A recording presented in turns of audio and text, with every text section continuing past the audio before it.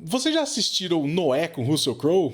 Eu tenho uma história muito interessante sobre esse filme e eu resolvi contar pra vocês aqui. Quando ele estreou, eu tava na faculdade de teologia no segundo ano. E na época eu vi muitos líderes religiosos metendo a boca no filme, falando que era horrível, pipipi, papapó. E como bom jovem subversivo, eu fui lá assistir o filme, né? Pra entender por que estavam falando mal do filme. E eu já tava pronto pra me decepcionar, porque eu achei que seria um filme muito ruim. Mas eu me surpreendi, porque o filme era muito bom, gente. Inclusive, ele é muito bom hoje. Eu reassisti ele para escrever esse textinho aqui. E ele é simplesmente incrível, ainda hoje. O filme abre com umas cenas introdutórias explicando desde o Éden até Noé. E ele faz umas escolhas interpretativas bem curiosas e completamente místicas, que eu não necessariamente concordo, mas eu acho que pra reprodução, pra transformar o livro num filme, foi necessário pra tornar a obra mais interessante também.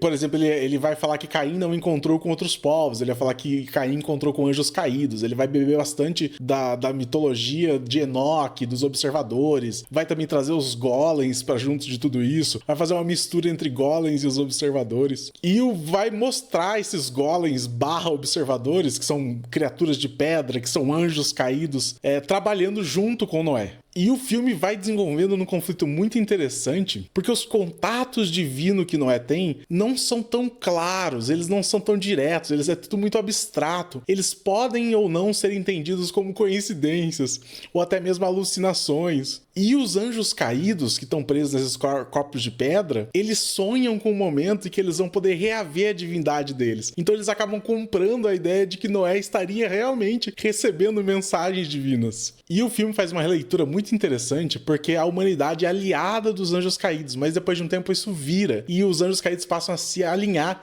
a Noé para destruir a humanidade, ou seja, os anjos caídos que eram contra Deus acabam tomando o lado de Deus novamente. Eles meio que têm uma redenção dos anjos caídos. E tem uma série de imagens muito marcantes tratando da divindade sendo transmitida. Por exemplo, tem uma cena de Noé com o pai dele, Lameque, onde eles quase reproduzem aquele afresco do Michelangelo com Deus tocando o dedo do homem, mas eles não conseguem se tocar, então a divindade não exatamente passa, mas cria essa conexão de Deus e Noé, então Noé começa a ganhar esse caráter divino ao longo do filme. A pessoa que vai recomeçar a humanidade, a pessoa que vai sobreviver o dilúvio. Mas o que me pega muito nessa história toda é que eles trazem o filme para um lado para discutir sobre ecologia, o que é muito bem feito, gente. Não é feito de um jeito ruim, não. É uma discussão muito profunda e boa sobre ecologia. Ele traz a ideia de que a humanidade usa os recursos da Terra para se tornar mais forte, mas que nesse processo de usar os recursos, chega a um ponto em que a natureza se vira contra a humanidade e a humanidade passa a sofrer porque a natureza basicamente acabou. E a gente vê os anjos tendo a redenção diferente dos humanos. Os humanos não são redimidos, eles são mortos pelas consequências da destruição deles, enquanto os anjos são redimidos, que traz essa noção desse ciclo de o planeta consumindo os humanos para que